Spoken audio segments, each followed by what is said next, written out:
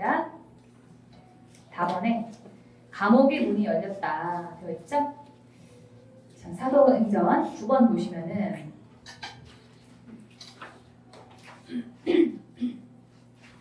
바울과 실라가 전도를 하다가 붙잡히죠. 그래가지고 억울하게 매를 쳐맞고 그 다음에 감옥에 갇힙니다.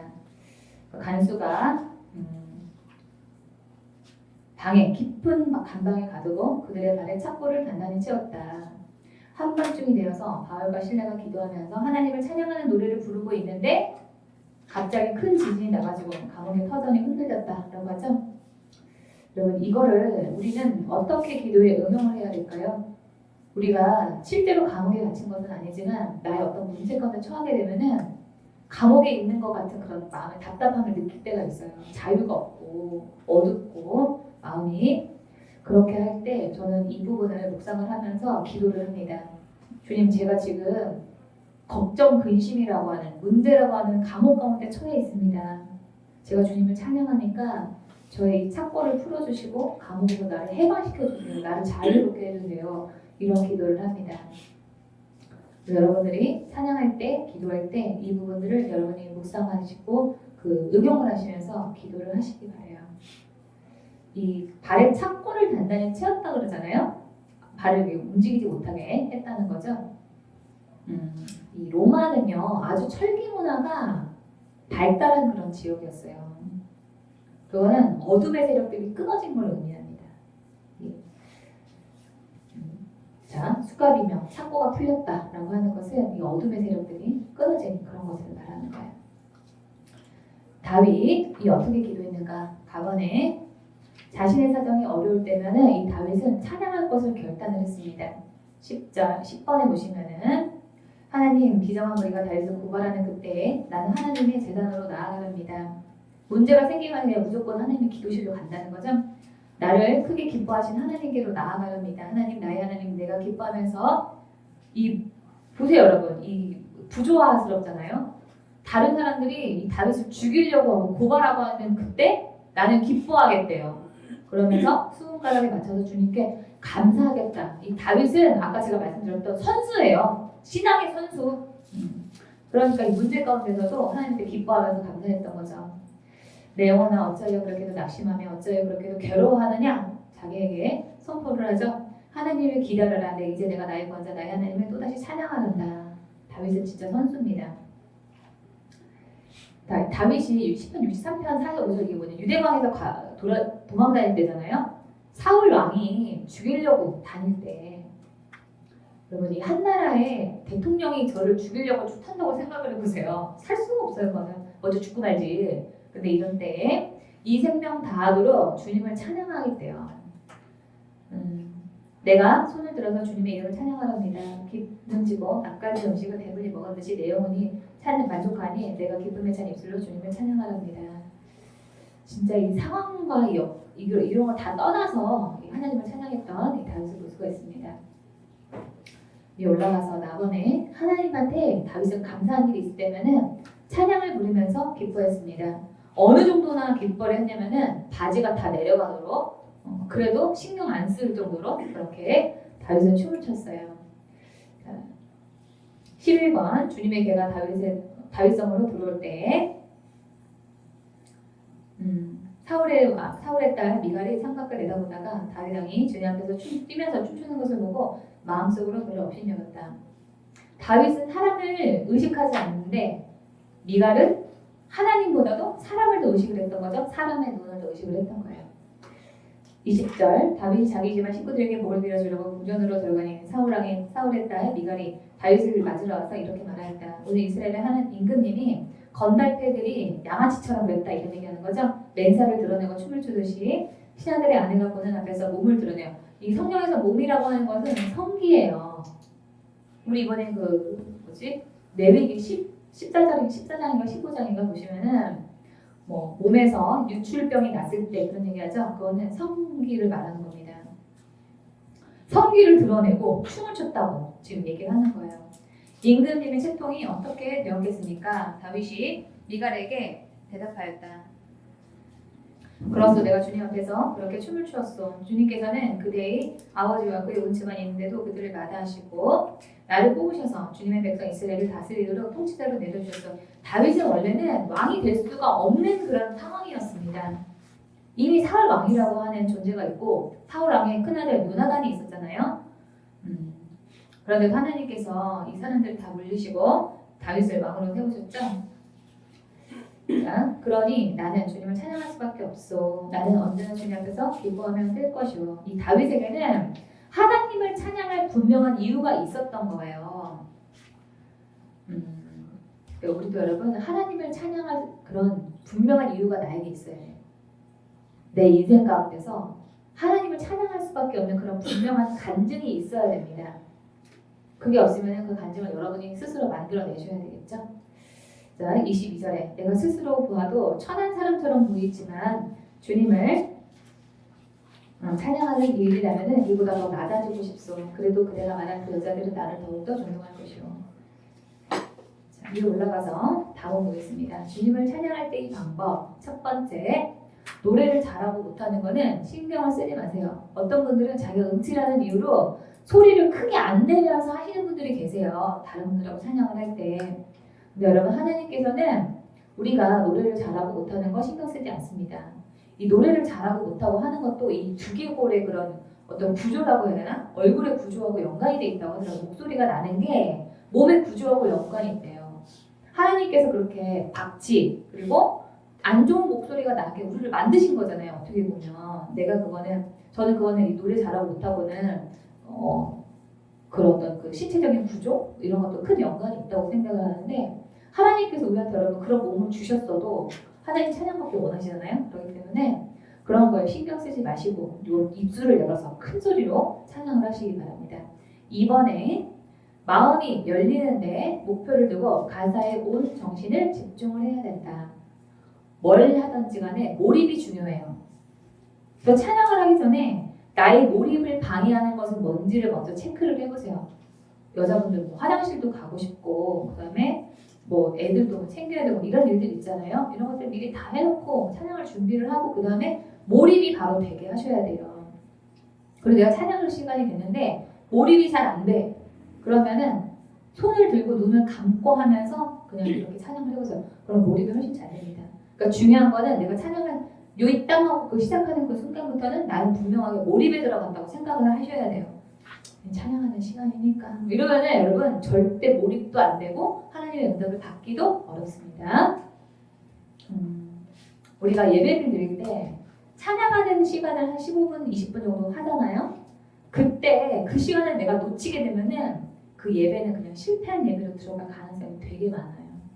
그래서 예배하기 전에 그 찬양할 때 그때 나의 예배의 성공 여부가 갈라진다라고 생각을 하시고 필사적으로 그 찬양하는 시간에 임하셔야 됩니다. 아주 적극적으로. 그래서 오늘 가사에 온 정신을 집중을 해야 된다. 자, 12번 보겠습니다. 성소를 바라보면서 너희의 손을 들고 주님을 송축하여라 라고 되어 있어요. 이 성소를 바라보라 그랬잖아요. 성소는 주님의 임재가 있는 곳입니다. 주님의 임재를 사모하는 그런 마음으로 하라는 거예요. 그러면서 손을 들고 하라고 그러죠. Lift up your hands. 집중이 잘 되기 때문에. 그 다음에 3번에 가사에 마음을 실어서 노래한다. 가사에 동의하고 자신의 마음을 고백을 하는 것.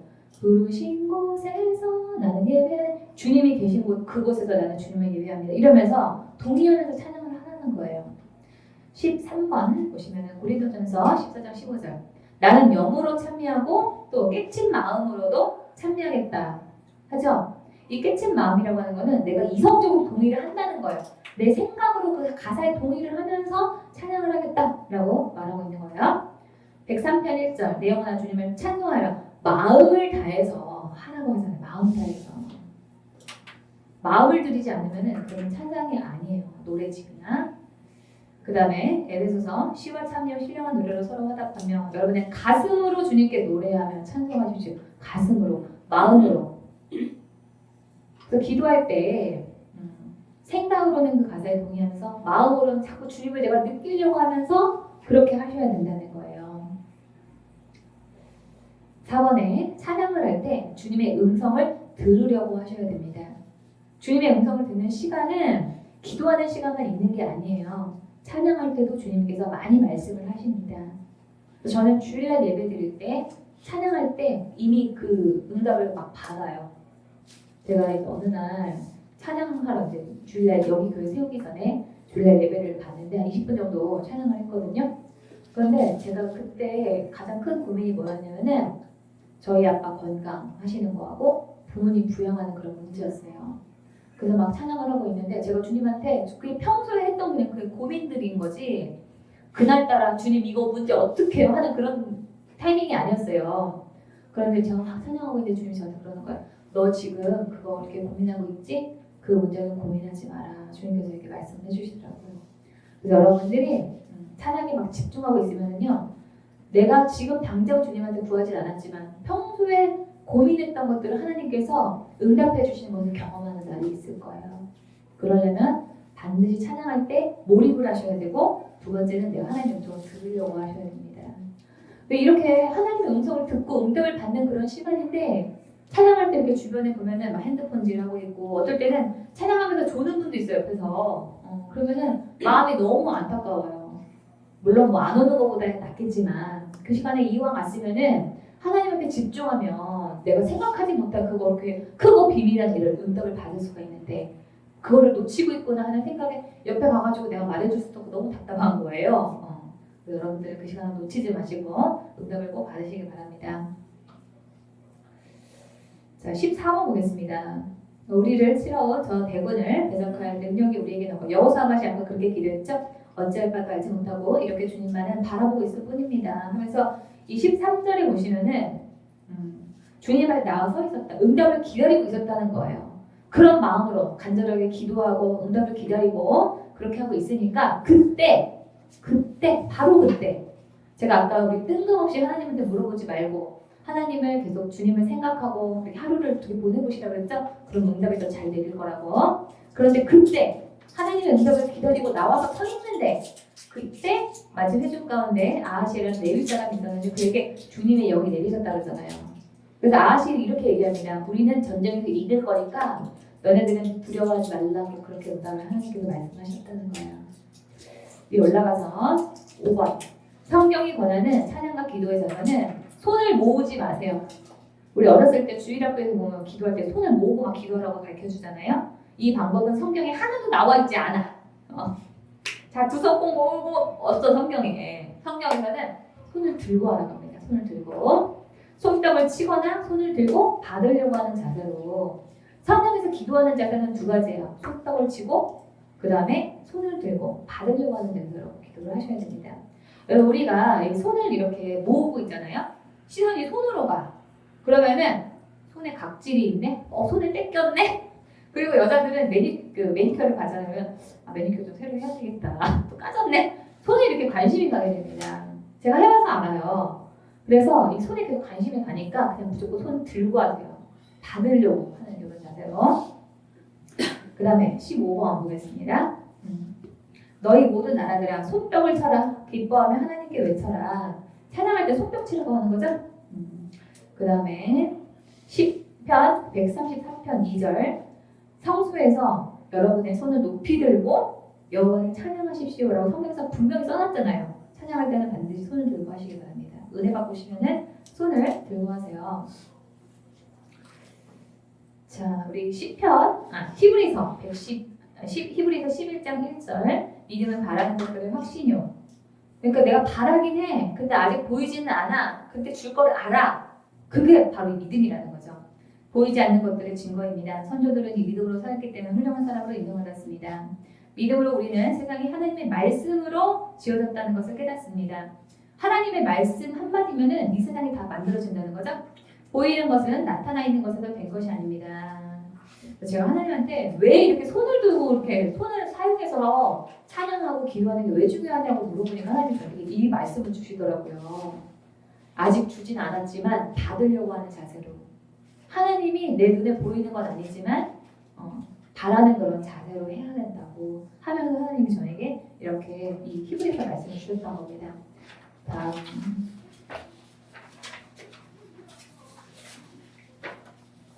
10페이지. 자, 우리 모세가 어떻게 기도했는가? 16번에 자, 이 33절 보시면은 그가 주님께 손을 들어서 기도했다 그랬죠? 그랬더니 천둥소리를 오가게 해가지고 땅에서는 더는 비를 내리지 않았다 그래요. 손을 들고 기도하면은 이런 날씨도 바꾸는 그런 능력이 있습니다. 17번 다윗이 어떻게 기도했는가? 손을 들고 도와달라고 부르짖는 나의 소리를 들어주소서. 주님의 가장 거룩한 곳을 향해서 내 손을 드니 대답해 주소서. 성경에서 반복해서 얘기했다는 것은 그만큼 중요하다는 거예요. 이 우리가 이렇게 손을 들고 하는 것은 주님에 대한 그런 갈망의 표시입니다. 초신자들이라든지 하나님에 대한 그런 믿음이 별로 없는 사람들은 절대로 이렇게 손이 안 올라가요. 근데 여러분 우리가 기도에 몰입을 하다 보면은 처음에는 이렇게 하다가 나중에 이렇게 벌쩍 올라가게 됩니다. 그런 것들 여러분이 기도가 깊어지고 찬양이 깊어지면 깊어질수록 그런 경험을 하게 되실 거예요. 그 다음에 시편 63편 3절 내가 손을 들어서 주님을 찬양한다고 다윗도 찬양을 할 때 이렇게 했다는 거예요. 자, 시편 141편에 2절 나의 기도가 향처럼 주님 앞에 놓여지기를 바랍니다. 나의 손을 높이 드는 것이 저녁에 제사 같기를 바랍니다. 그러니까 나의 손을 높이 드는 것, 주님을 갈망하는 것, 이것 자체가 하나님이 보실 때는 예배의 의미를 가지고 있다는 뜻입니다.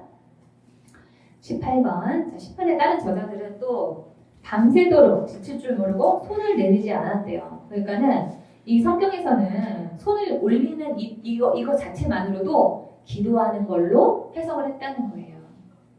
여기서 나는 지칠 줄 모르고 기도했지만 이라고 바꿀 수가 있겠죠. 근데 이거를 지금 손을 내리지 않았다고 얘기하잖아요. 이 손을 드는 것 자체를 하나님께서 기도로 보신다라고 하는 거예요. 우리 이런 그 태도, 하나님께서는 우리의 겉모습을 보는 게 아니라 우리 중심을 보시잖아요. 근데 내가 이렇게 손을 들고 주님을 갈망하는 그것 자체를 기도로 받아신다는 거죠. 그 다음에 88편에 두 손을 들고 기도하였습니다. 시편 119편 48절에 두 손을 들어서 했다 그러죠? 주님의 계명을, 주님의 말씀을 이렇게 대하라는 그런 뜻입니다. 적극적으로. 그 다음에 예레미야 19번 보겠습니다. 이 애가서를 보면은 이 나라가 완전히 다 망해야 되는 그런 상황이 나오죠. 그때 그분에게 손을 들어서 빌으라고 그러죠. 여러분이 위급한 상황이 있으세요? 그러면 더욱더 손을 들어서 기도를 하셔야 됩니다. 하늘에 계신 하나님께 우리의 마음을 열고 이렇게 나라가 다 망해가는 위급한 상황에서 손을 들어서 기도하자고 예레미야가 사람들에게 권면을 하고 있습니다. 급하면 급할수록 더 손을 들고 기도하시기 바랍니다. 그 다음에 에스라 시대 때 사람들이 다 손을 들고 기도했어요. 자, 21번 보시면은 디모데전서 바울이 모든 거룩한 곳에서 자기가 거룩한 손을 들어서 기도를 하래요. 명령을 아예 하잖아. 손 들어서 기도하라고 바울이 말하고 있습니다. 다음에 우리 7페이지 보겠습니다. 여기까지가 찬양을 어떻게 하는 것인가 하는 거예요. 찬양할 때 첫 번째 중요한 건 몰입, 두 번째 손을 들고 받으려고 하는 자세로, 응답을 받으려고 하는 자세, 하나님의 음성을 들으려고 하는 그런 자세로 하셔야 됩니다. 자, 그 다음에는 이제 찬양을 했으면 성경을 선포를 해야 되겠죠? 성경을 선포하는 것은 능력이 있어요. 가번에 이 선포는 하나님을 믿는 사람의 의무입니다. 22번에 너희는 하나님의 능력을 선포하라고 했죠? 118편 17절 주님께서 하신 일을 선포하겠다. 그 밑에 세세에 선포하렵니다. 계속 이렇게 나와요. 선포하는 게 능력이 있기 때문에 선포하라고 하나님께서 명령을 하시는 거죠. 나번에 하나님이 하신 일을 기억하는 것은 우리에게 능력을 줘요. 하나님이 이런 분이시지 하고 우리가 생각하는 것 그 자체만으로도 우리에게 능력을 준다는 거, 힘을 준다는 거예요. 각주 23번에 주님께서 이루신 놀라운 일을 기억하여라. 그 이적을 기억하고 내리신 판단을 생각하여라. 우리가 이렇게 막 마음이 막 낙심이 되어 있는 상태로 내가 기도실에 왔어. 그런데 하나님의 말씀을 선포하고 나잖아요. 그럼 막 나도 모르게 힘이 나요. 내가 아는 하나님, 내가 섬기는 하나님이 이런 하나님이었지, 나를 위기 가운데서 구하신 하나님, 능력의 하나님이었지, 이런 마음에 위로가 생기고 힘이 생기는 것을 경험을 하게 됩니다. 자, 그 다음에 우리 1번에 선포로 전쟁에서 이긴 기드온이 나오죠. 각주 25번 보겠습니다. 기드온은 이스라엘 진으로 돌아와서 일어나라. 주님께서 미디안의 진은 너희 손에 넘겨주셨다고 외쳤다. 그 다음에 18절을 보시면은요. 나와 우리 부대가 함께 나팔을 불면 너희도 적진 사방에서 나팔을 불면서 주님 만세, 기드온 만세 하고 외치라고 선포를 했죠. 자, 여기서 왜 그냥 주님 만세만 하면 되지 왜 기드온도 만세 이렇게 얘기를 했을까? 왜 그랬을까요? 이 하나님과 기드온이 동급이라는 의미가 아니라 하나님이 함께 하시는 사람은 하나님만큼 그런 능력을 가지고 있기 때문에 이렇게 기드온 만세라고 주님 만세에 이어서 기드온 만세라고 하지 않았을까 그런 생각을 합니다. 그 다음에 우리 2번에 올라보면은 여호사밧의 선포가 있죠. 각주 25번 보겠습니다. 각주 25번에 모압 족속과 암몬 자손이 동맹을 맺고서 대군을 이끌고 유다 왕 여호사밧을 치러 올라왔다. 그래서 아까 우리 봤던 거죠. 엔게디에 이르렀다. 통리까지 이르렀다 하니까 3절에 여호사밧은 크게 놀라면서 두려워하는 한편으로는 모든 것을 주님께 맡기고 그분만 의지하기로 결심을 하고 그리고 뭐 했어요? 금식을 선포를 하고 강구하고 그 밑에 보시면 하나님 앞에 기도를 하죠. 그러면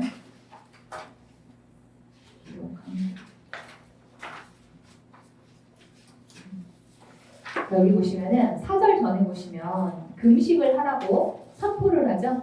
이 여호사밧은 위기 가운데서 다른 사람들에게 먼저 기도할 것을 얘기를 하고 선포하고 이 선포가 그만큼 중요하다는 거예요. 뭐 금식 자체가 중요하다는 게 아니라 선포하는 거에 여기 초점을 맞춰서 제가 예화를 실은 겁니다.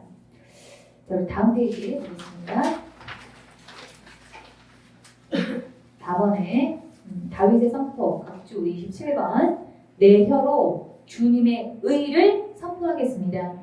성경에서 의가 나오면 뭐라고요? 하나님의 뜻이라고 말씀드렸죠? 하나님의 뜻이 담긴 책이 뭐예요? 성경 말씀이죠? 그거를 선포하시는 것은 능력이 있어요.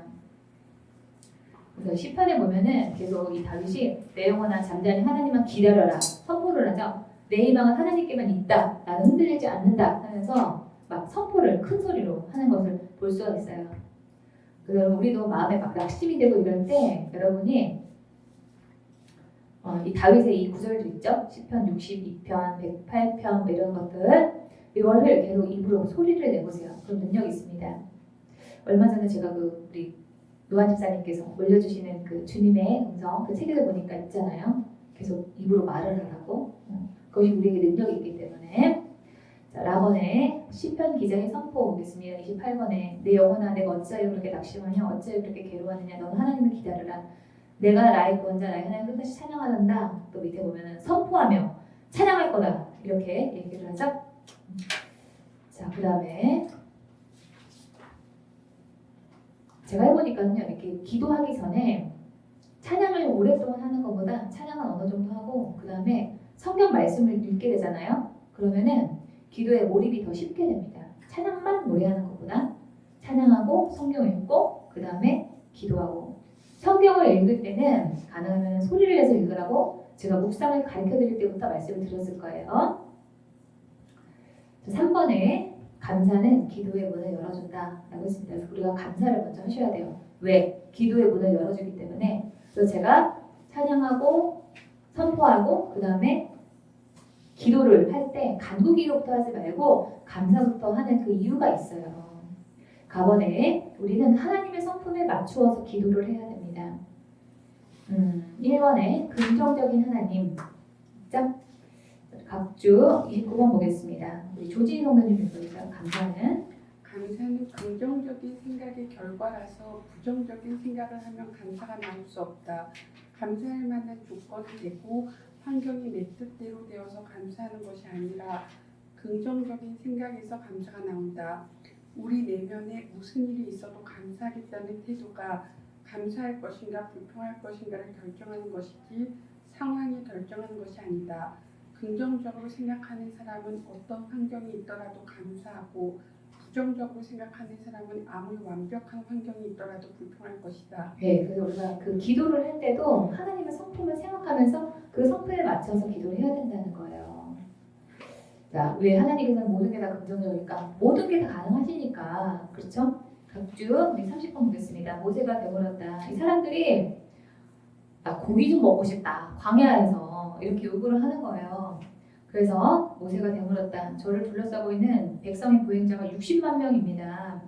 그런데 주님께서는 내가 고기를 줘서 한 달 내에 먹게 하겠다고 말씀하시니 그들을 먹이려고 양떼와 소떼를 다 잡은들 그들이 만족을 하겠습니까? 이게 어떻게 가능하겠냐. 사람 생각으로는 납득이 안 되는 거예요. 그러니까 주님께서 이렇게 말씀하시죠. 23절에 나의 손이 짧아지기라도 했냐? 이제 너는 내가 말한 것이 너희가 사실로 이루어졌는지 그렇지 않는지를 볼 것이다 라고 하고 난 다음에 무슨 일이 일어났어요? 메추라기를 하나님께서 보내주셨죠. 그래가지고 성경에 보면은 한 자 정도라고 했나요? 두 자 정도라고 했나요? 이렇게 쌓이게 자가 30cm잖아요. 쌓이게 하나님께서 그 온 땅 그 지면에다가 쌓이게 하나님께서 만드신 거예요. 메추라기를. 마가복음 보겠습니다. 이 귀신들인 이 아이가 있어요. 그래서 예수님한테 기도 받으려고 왔습니다. 23절에 예수님께서 그에게 말씀하셨다. 할 수만 있다면 해달라고 하니까 할 수만 있다면이 뭔 말이야. 이게 말이야 바보야? 하시는 이런 태도인 거죠. 예수님께서 믿는 사람에게는 모든 것이 가능하다. 뭘 믿으라는 거예요? 하나님이 일하실 것을 믿으면 가능하다고.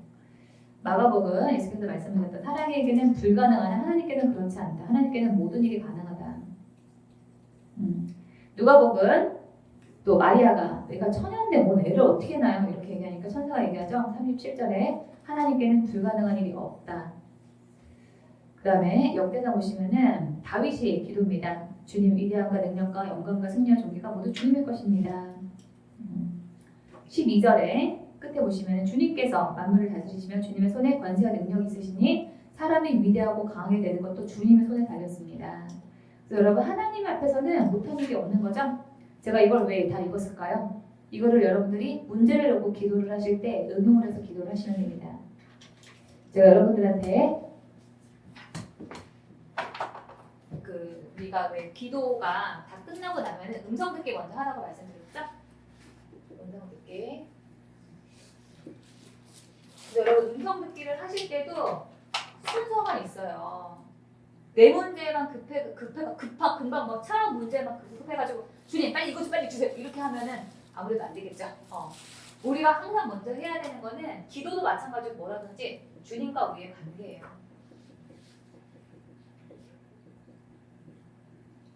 그래서 하나님의 음성을 들을 때도 주님과 나와의 그런 관계 가운데서 내가 뭘 순종을 해야 될지 먼저 물으라고. 그래서 여러분한테 그 기도표에 드린 거 1번부터 5번까지 그 질문이 있는 겁니다. 그 다음에 여러분의 문제를 물어보세요. 또는 궁금한 거.